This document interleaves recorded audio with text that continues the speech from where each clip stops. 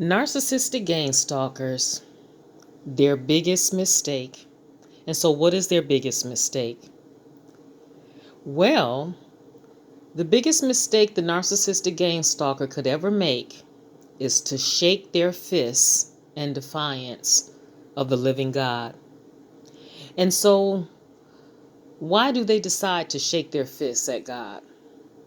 Why are they bold enough to raise their fists in defiance of the living God? Well, it's because the narcissistic gang stalker, number one, they don't believe there's any consequences for their behavior.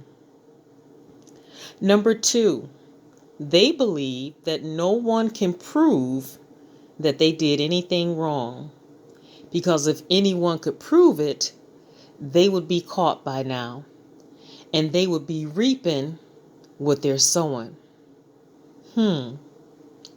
Number three, and get this, they feel that if they do get caught, that they know how to talk their way out of trouble. They can be very charming, very persuasive, and very convincing. And it appears that they are able to talk themselves out of trouble.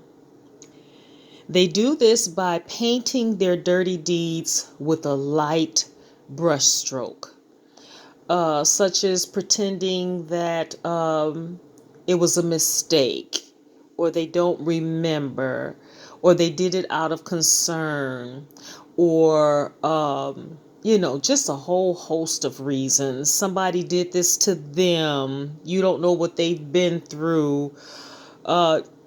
Everything under the sun, but they downplay it. And so, last but not least, is just think about this. These people get up daily with the intention of destroying the lives of others. And then once they have destroyed a person's lives or set into motion the destruction of a person's life, even the ultimate destruction, and we all know what that is. I'm not going to say that on this video. But they go home, they eat dinner, and if they have children, they tuck their children in bed, maybe, kiss them goodnight, possibly read them a bedtime story. Just think about how absurd that is. It should make the hair stand up on the back of your neck that someone could be so ruthless, so treacherous, so deceitful, so manipulative, that they could wreak havoc on so many lives, yet go home and enjoy family dinner and kiss their kids goodnight. Their children, they have no idea about this person's double life.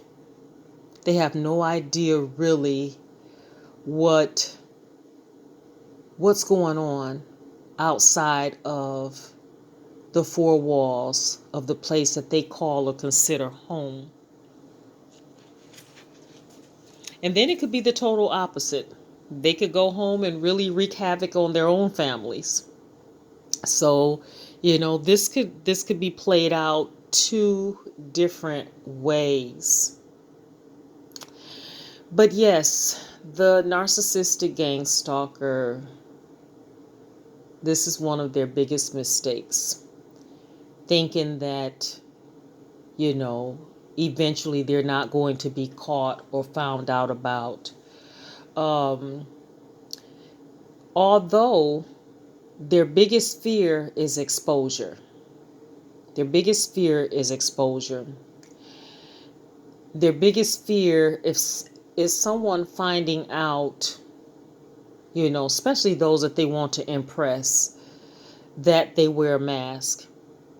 And that the people that they want to impress, they don't want them to see the mask drop.